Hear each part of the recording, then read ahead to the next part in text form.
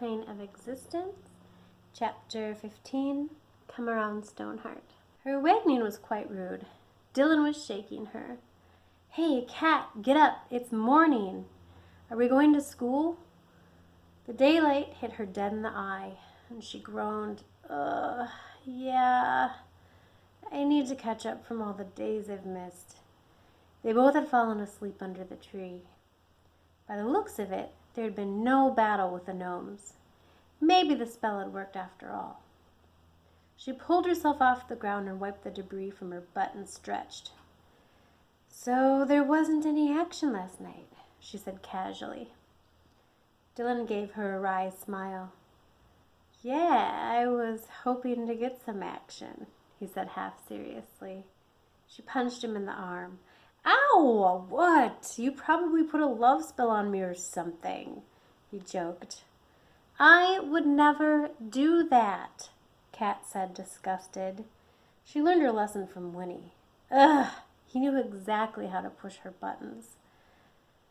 "Kat, they didn't come out in the open, but after you fell asleep, I felt like we were being watched, and I heard them moving around. It was creepy, but I didn't want to wake you up." So the gnomes had been doing some reconnaissance work. This wasn't over. The gravity of the situation hit her like a punch to the gut. Nothing had been accomplished last night.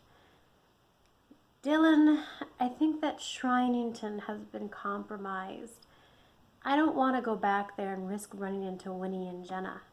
We have to make some sacred ground here." Dylan nodded. "Okay, what's the plan?" "I was thinking something along the lines of Stonehenge." It sounded crazy, and she didn't want to share that she'd had fitful dreams last night. She was with Ruby, and they were someplace very green and misty. Then the day turned to night, and they were standing in the middle of the tall rocks with the moonlight engulfing them. She was sure the images were meant to help her create something as powerful as the existing shrine, Stonehenge. She and Dylan spent the morning searching around the wooded perimeter of the field, searching for large rocks. Several jutted out from the ground, half buried. Dylan and Kat tried in vain to lift several that were shaped like slabs, but they were much too heavy. Standing up, they might reach 4 feet high. They wouldn't be able to recreate the enormous scale of the henge, but it would have to do. "I'm skipping school to help you break my back," he complained bitterly, and Kat sat down on the rock to think. She knew that magic was able to give special physical abilities, like running really fast. Maybe it could work for moving heavy objects around too. She pulled Ruby's grimoire from her backpack and leafed through it for a few minutes. When she couldn't find what she was looking for, she remembered to close her eyes and concentrate on finding a spell that would work. The book did not react. There isn't anything in here that would help us," she said, a little defeated. Dylan rubbed her shoulders and broached the topic. "I thought you said that you'd made your own spells. Maybe you could make one to help us." Kat thought about it for a minute. "I'm going to need a piece of paper and a pen. I've always needed to write in order to have the rhymes come to my mind." Dylan grabbed a pen from her pack and she flipped through the Book of Shadows. A sudden horror hit her like a freight train. There were pages missing from the book. Several spells had been ripped out. Winnie must still have access to some very powerful craft work. Kat shook her head, her messy black hair falling in her eyes, and she brushed it away impatiently. "What's wrong?" Dylan was worried. "Winnie is what's wrong. She ripped out a bunch of pages from this," she said, gesturing to it. "And I don't know which ones she took, but I'm guessing they're very useful to her." Kat ruminated on the desecration of the grimoire. How could she do such a thing? It was becoming bitterly clear that Winnie was ruthless. She obviously had a lust for power well beyond her skill level. "Let's just worry about moving the rocks right now," Dylan said calmly. He was right. There wasn't anything she could do but focus on the task at hand. Kat sighed deeply and concentrated on Ruby's grimoire.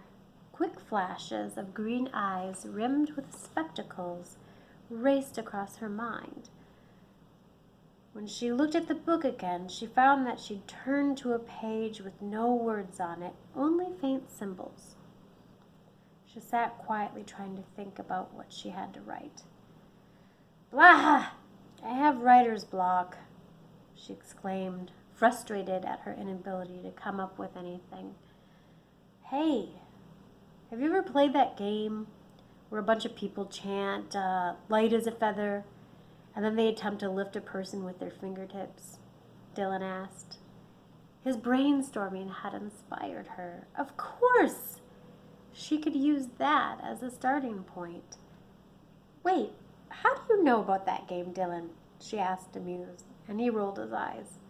"I have a little sister, Christina. She and her lame friends always play that stuff at sleepovers. Drives me nuts." His lightheartedness made Kat giggle. She felt hopeful, like what they were attempting to accomplish could actually be possible.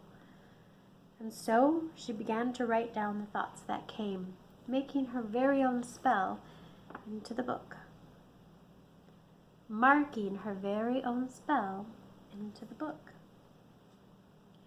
"Light as a feather this object be, light as a feather for my friend and me, to lift and shift and move and make, light as a feather with each step we take, finally put down in its resting place, and none shall move it from its space.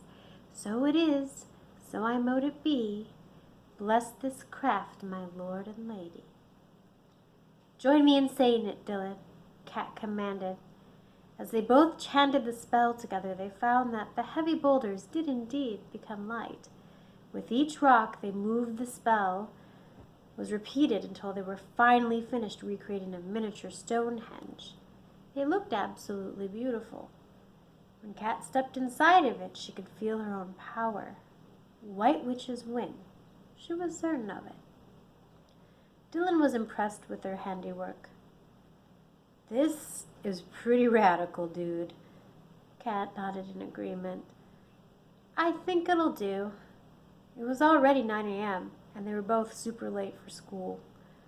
Quickly, Dylan and Kat trekked through the forest back to Jenna's car, and he drove them both there. "We should check in at the office," he advised. The bell rang, and a flood of students entered the hallways. He turned to find Kat had already disappeared into the engulfing wave of students. Her presence was shocking to almost everyone that saw her. Walking with her head held high, her shorn black hair and striking green eyes drew attention. A power emanated from her. It said, "I am here, and I am to be dealt with." As she passed the circle of Winnie, Jenna, Jet, and Madison, huddled together by Madison's locker, a smile spread across her face. Winnie's mouth hung open, her eyes wide in disbelief. "Hey! Hey, guys!" She waved at them defiantly. With Winnie's guard down due to shock, Jenna was able to squeal, "Your come around is bitchin', Stoneheart," before she was silenced again. Kat replied by holding her fingers so they looked like a gun. She aimed at Winnie and imagined with all her might that a shock emanated from her 2 fingers. She was thrilled as she watched Winnie shake with convulsions. She giggled and looked over her shoulder. "The black cat is back, ladies," and knowing that only Jenna and Winnie would understand her cryptic message, she kept right on walking. Jet looked confused, and Madison was obviously annoyed. She rolled her eyes. "Ugh, she's so weird. It figures she'd show up again on Halloween. Ick. No wonder you were hanging out at that creepy place, Winnie." The day went by extremely slow. She didn't pay attention to her studies. Instead, she spent the day inside her head, plotting how she was going to get Jenna and Jet out of Winnie's clutches.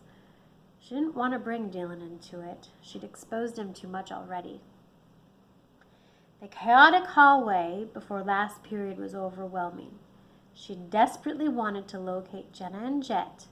Maybe there was a chance she could spot them before Winnie. Kat turned her wrists up to the sky and touched her middle finger to her thumbs. Concentrate, she told herself, picturing Jenna and Jet's faces. When she opened her eyes, she spotted them all right, heading out of the main office followed by her parents. This was going to be harder than she thought. Why hadn't they come to her last class and pulled her out? Then it hit her. She had a substitute teacher that day, and she hadn't known Kat was a runaway. Thank be to the goddess for that. Careful not to be noticed, Kat slipped out to Jenna's car, her usual way, the girls' first-floor bathroom. Ever crafty, she hid in the back seat waiting for Jenna and Jet. When they approached, Winnie was chewing them out. What losers! You were tattling on me, telling her stupid parents what we'd done last night and that we'd seen her.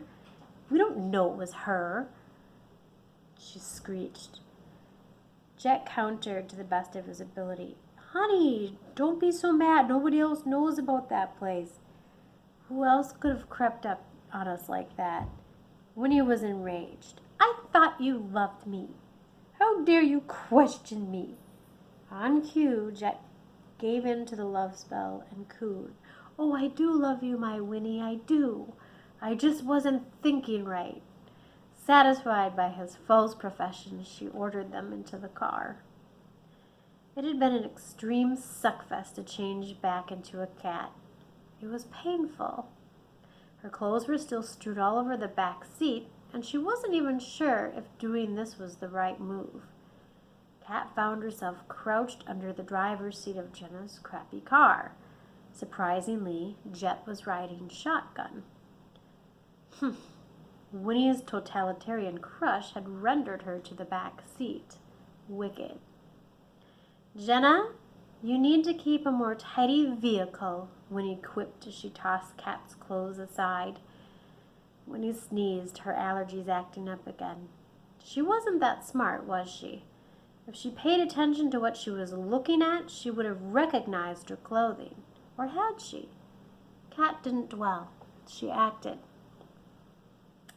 Once they were on the road and Winnie had securely buckled herself into the place, Kat pounced.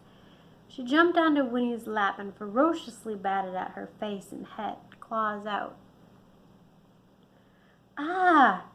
Get off me, you dirty skank! Winnie screamed. Kat kept on, tearing locks of hair from Winnie's scalp.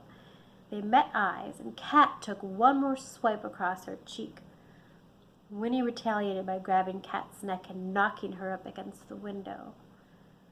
Jet was freaking out. Winnie, stop! Don't hurt it. Open the door, let it out. It's just scared. Jenna continued driving, looking in the rearview mirror, knowing full well what was going down. After Kat let out a terrible hiss, she stopped the car. Winnie! Stop! Jenna managed to yell before meeting her eyes. Winnie slanted back at her through the rearview mirror in rage. Shut up and drive, she ordered. Kat had to continue fighting until she could escape. She desperately clawed at Winnie's breast before Jet reached back and pulled her to the front seat. Nice kitty. Shh, there.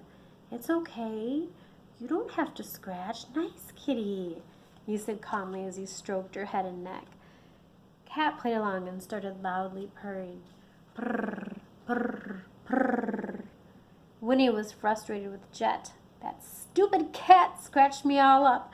Look at me, I'm bleeding all over the place. Give it back to me, I'll teach it a lesson. Jet scowled at the suggestion.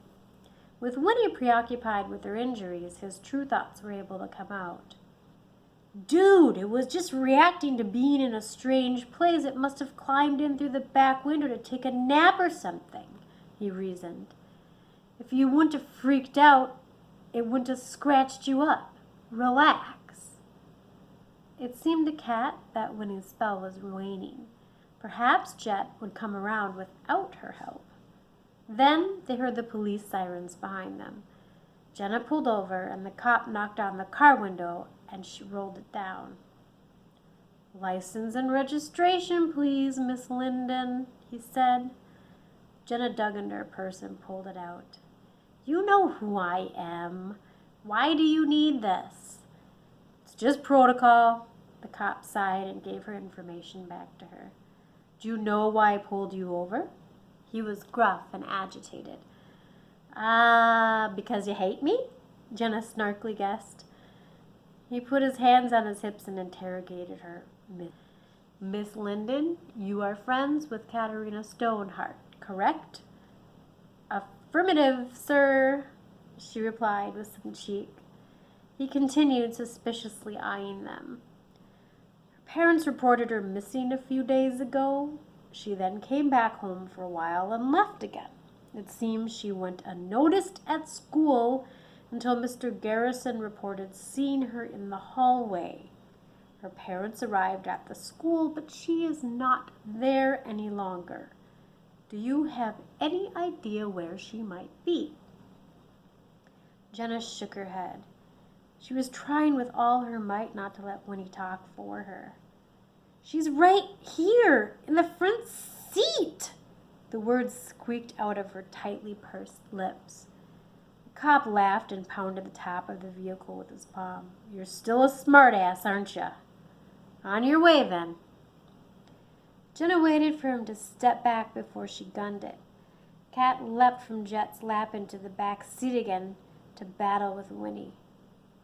Winnie had clocked her in the face while she was scratching up her arms. "Ugh!" she growled at her. It was apparent that she hadn't thought too much about this plan before executing it.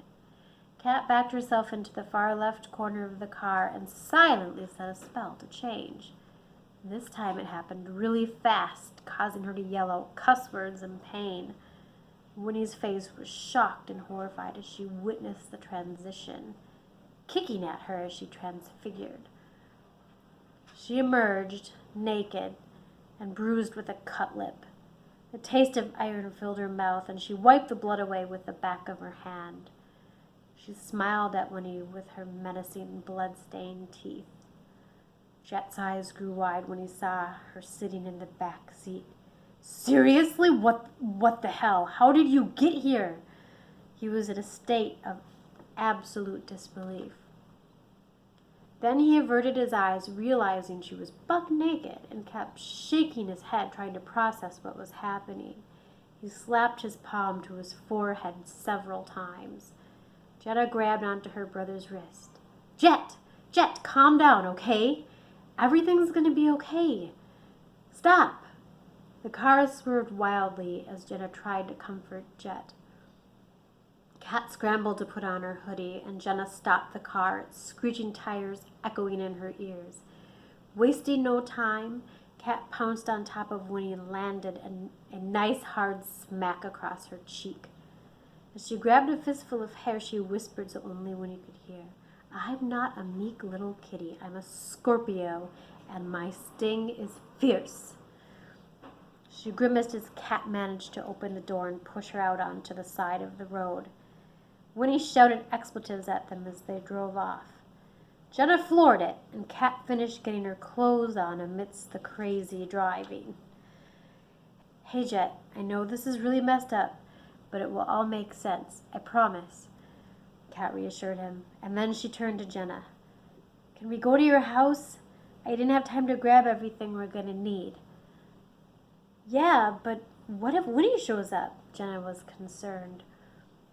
"I think I've disoriented her enough that she doesn't know what my next move is.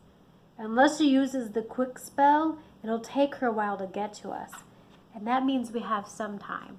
Jet, you have to switch with me and drive. I can't guarantee she won't take over and make me turn around."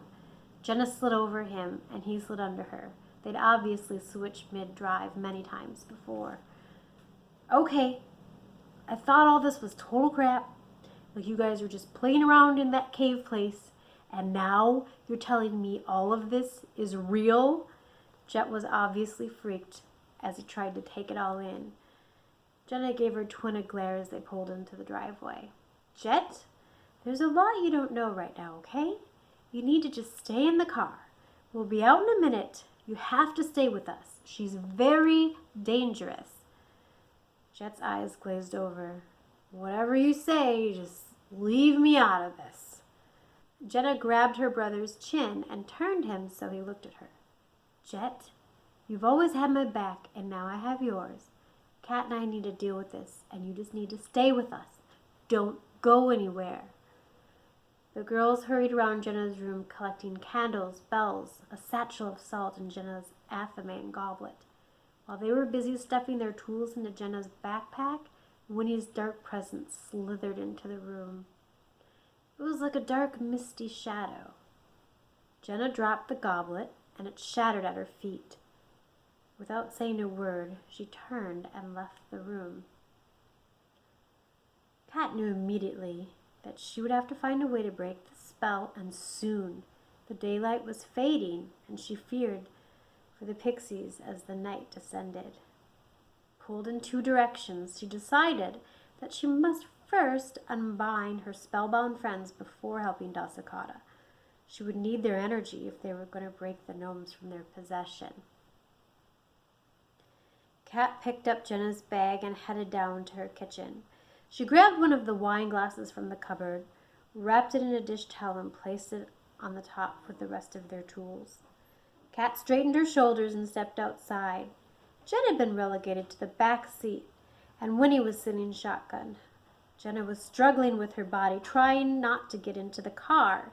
It looked freakish, like one of those scenes from The Exorcist. Her face was flushed red from her anger, and her body contorted as she struggled to control it. Winnie gave her a sly smile. Obviously, she thought she'd won. Kat felt a sweeping calm wash over her, and the words just came. Twist the key, and yet it does not start. Thine are unable to depart. The car is stuck in its place, as I will not give way to your chase. Kat repeated it silently thrice to herself and concentrated her mind's eye on the key clicking to the sound of a dead car battery. And it worked. Winnie angrily exited the vehicle. You are so foolish. I was giving you a chance to stay away from us. I would have let you be, but now you've gone and set yourself up. You stupid little witch. As Winnie was busy screaming at her, Kat casually used the satchel of salt to mark a circle around herself, and then she called the directional guardians. Winnie ran towards her, but the salt offered her protection like an invisible glass between them. Trying to lunge at her in rage, each time she was rebuffed as if they were being shocked by an electric fence. Winnie was in bad shape. Dried blood from the scratches marred her pristine skin, and her cheek remained red from the slap Kat had landed on her. Calmly, Kat opened Ruby's grimoire and found the antidote to the puppet spell that had been cast on Jenna. The Book of Shadows instructed that a puppet doll be made in the image of the person that should be dominated. Winnie must have Jenna's puppet somewhere, but it didn't matter. She would have to try to break it without having access to the puppet. Goddess, what do I do? She silently asked. The wind picked up around her, whipping through her hair. She heard the whispering of a soft voice in her ear. Concentrate on the person, not the strings, it instructed. Be my puppet, do my bidding. Attach with invisible strings up and down, standing or sitting. Do my deeds, fulfill my needs, as I sow your mouth with my seeds. For unto me ye are bound, to act on my orders as I circle ye round. Shackle, shackle, for ye are chained. Cackle, cackle, I laugh as thou shall remain. The puppet spell was obviously a gray area. It could be used for either good or evil, all depending on the heart of the witch. Although Kat was wary of this spell, she could see its potential. As with everything in the Book of Shadows, there was a balance. directly below the words that would break the cast. Of course, it called for the original puppet to be used. Kat didn't have time for that, so she was going to improvise. Following the advice of the invisible voice, she set a razor focus on Jenna. She locked eyes with her and read the words with her fingers. Kat called out the spell with all the intensity she could muster. No longer a puppet, no longer locked into bidding, set free from invisible strings that have bound you, whether standing or sitting. The words from your mouth fall only as your own, no longer the seeds of her deed shall be sown. The circle ye round, open be wide, and so ye shall no longer abide. Cackle, cackle, no more shackle, no more chain, nor invisible string of puppet shall remain. Jenna felt the power of Kat's gaze. Although she couldn't hear the words she was whispering, she focused all her energy on her dear friend. A huge weight lifted from Jenna's shoulders as she felt a warm, tingling buzz from her toes wick up through her entire body. She was free, and she could feel all of her faculties returning.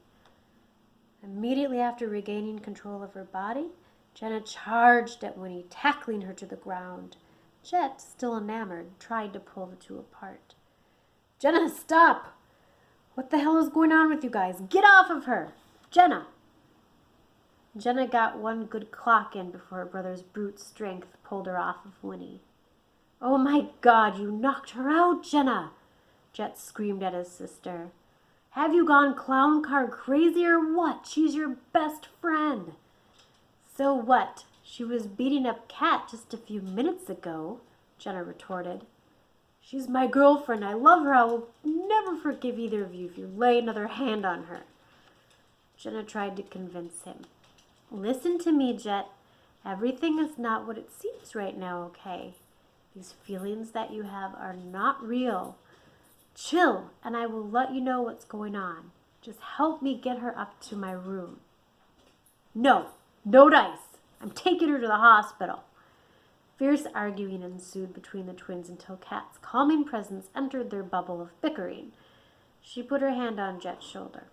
"Jet, she's gonna be okay.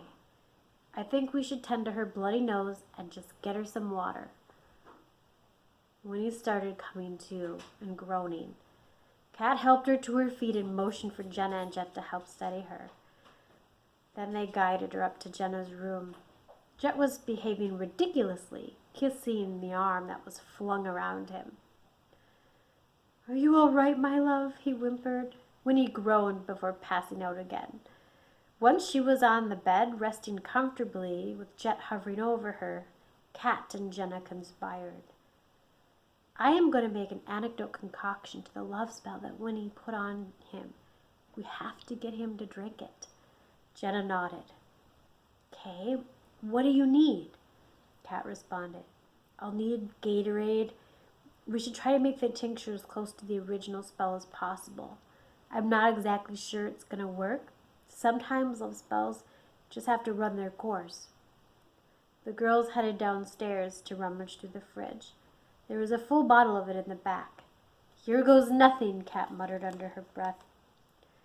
She found the section that had several love spells. There were no anecdotes.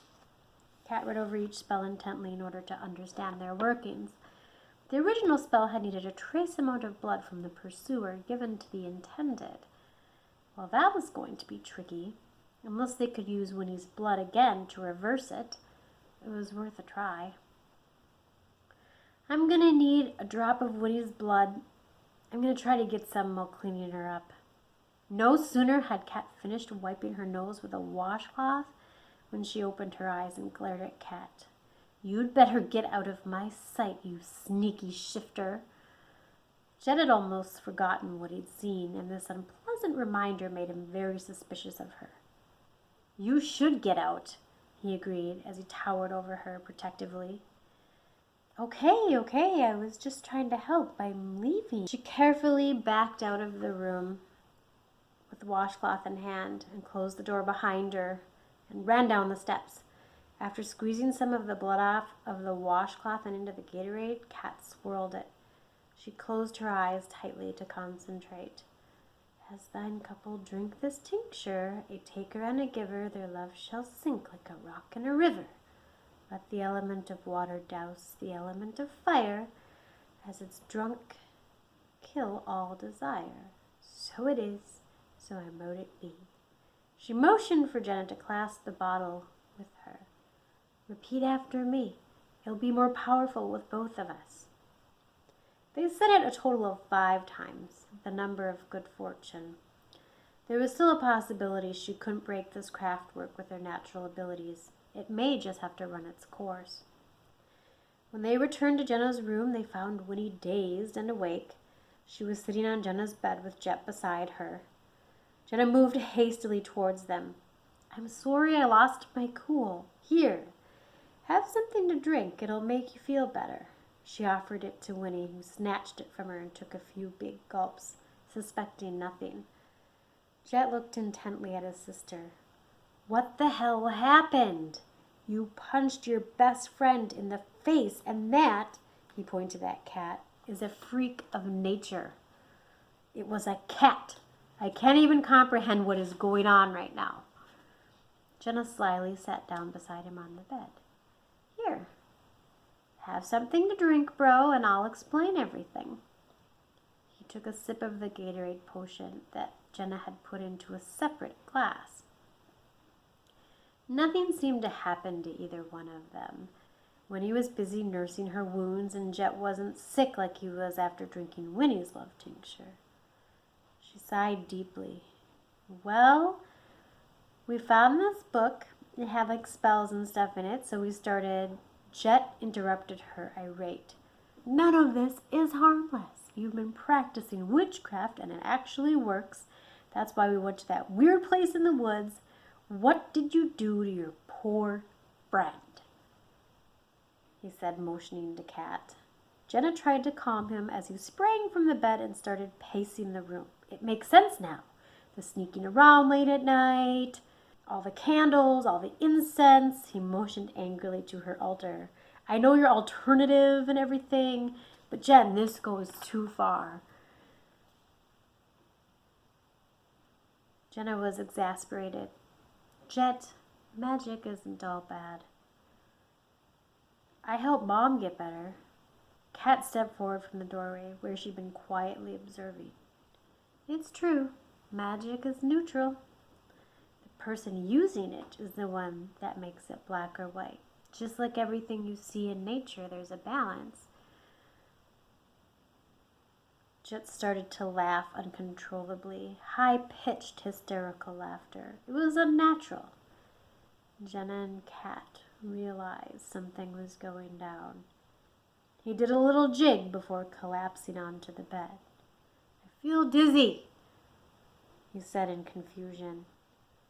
Jet started to put it together. What did you guys do to me? I feel tingly all over. It was hilarious to watch a big football player curled up in the fetal position at the foot of Jenna's bed. Winnie started coming to the realization that magic had been worked, and she bolted towards Jet. Baby, are you okay? What did those evil witches do to you? She said, rubbing his shoulders. Jet jumped off the bed. Ugh, yuck! Winnie, get off me. I just need to be alone. He took off to his room, intermittently rambling and giggling. Then he yelled across the hall, I'm telling Mom on you, Jenna. That was too much, and Jenna and Kat began to chuckle. He wouldn't remember anything once the spell was complete. Winnie, now hip to the fact that it had been broken, was a mixture of angry and terrified. Screw you both, she said before grabbing one of Jenna's pillows to shield herself from them. The mighty Winnie was not taking defeat well. I'm a master of the art of payback, Winnie, Jenna sternly responded. Kat opened Ruby's grimoire. I'm sorry I have to do this to you. I promise I will let you out of it when it's all over. It's for your own good, she said apologetically. Not that she owed her anything. Jenna used an old sock that she'd fashioned into a puppet with rubber bands, and Kat snatched some of Winnie's hair and tied it around the neck of the puppet. Then they took out the wand from her backpack, stood in the middle of Jenna's room, and called the directional guardians. She drew the circle around them, and she and Jenna chanted the puppet spell together. Be my puppet, do my bidding, attached with invisible strings, up and down, standing or sitting. Do my deeds, fulfill my needs, as I sow your mouth with my seeds. For unto me ye are bound, to act on my orders as I circle ye round. Shackle, shackle, for ye are chained. Cackle, cackle, I laugh as thou shalt remain. Kat, for whatever reason, felt the need to apologize again. I'm sorry, I don't wish you harm. But I need your presence in undoing a terrible spell that you've unintentionally placed on my friends. I couldn't risk you not cooperating. Jenna rolled her eyes and said, I'm not sorry. In fact, I think I'm going to have a little fun with you. She didn't do anything too terrible. Winnie was forced to wear extreme makeup and was dressed in all black from head to toe. Her hair was more teased and hairsprayed than an 80s metal band member. Jenna, I need to talk to you alone, Kat said as she pulled at her friend's sleeve and they left the room. She started heading towards the hallway when Jenna stopped her. Why should we leave? Winnie, go stand in the hallway until we get you to come back in, Jenna ordered. As you please, Master Jenna, Winnie parroted, and Kat rolled her eyes. What? She did it to me, Jenna said defensively. What's up? Jenna asked once they were alone. Tonight we need to undo that spell that Winnie cast, the one in the weird language. Jenna raised her eyebrows. Why? It really didn't do anything but drop a bunch of acorns. We'll probably just see a lot of fat squirrels. Kat took a deep breath. If I tell you why, you're going to think I'm crazy. So instead, I'm just going to show you.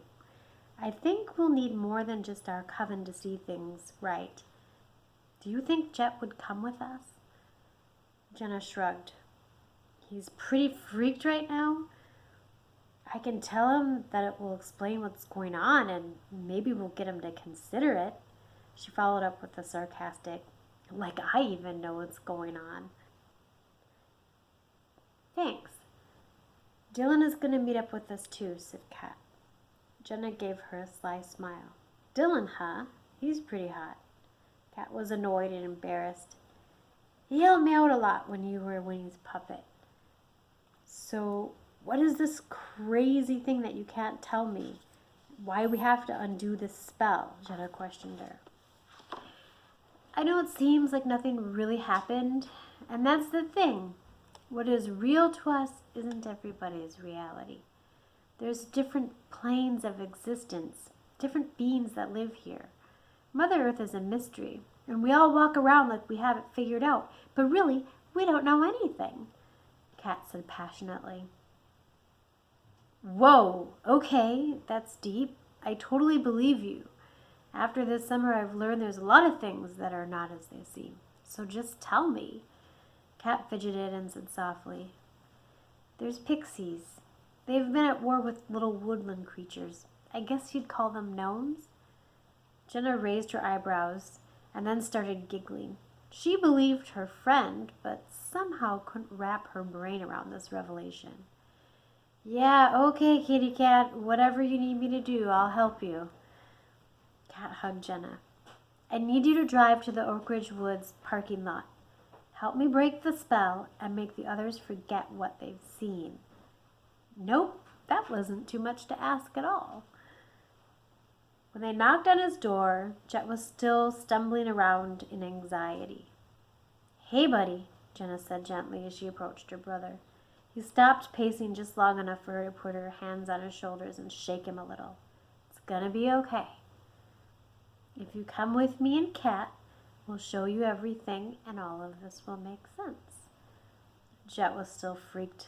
He gave a spastic nod to his sister before finding the words. It's so weird. I can't remember a good chunk of time, like There's some things I remember, and then there's times where it's all blank. What happened to me, Jenna? She took a deep breath and explained that Winnie had cast a spell on him. You sort of were dating for a while. She gently broke the news. I think that the times you can't remember are when you were in her presence. You were yourself when she wasn't around. Unfortunately, she was around a lot. A look of absolute horror crept across his face. Oh, gross. No, no, no, no, no. He started pawing at his tongue with his hands, trying to wipe away any trace of their makeout sessions. It was such a ridiculous sight that Jenna burst out laughing. Tell me how you really feel. He shot his sister a dirty look. Why did you do anything? Jet said incredulously. I tried. She bound me before I could reverse it. And well, you know what she did to Kat? We're lucky she didn't stay that way permanently, Jenna explained. Jet covered his eyes. This was all too much to take in, and he started feeling faint. He sat down on his bed, and his words came in a controlled hysteria. So now you're telling me I have to go with you and those other two witches after all the crap that's been done to me? Really? Jenna sat down next to him. I know you're pissed and confused, but I promise that if you just come with me, I will never, ever, ever involve you in any of this again. Just like when they were little, the twins twisted their pinkies together in a pact. With that, Jenna convinced Jet to come along to the Oak Ridge Woods. Thank you for listening.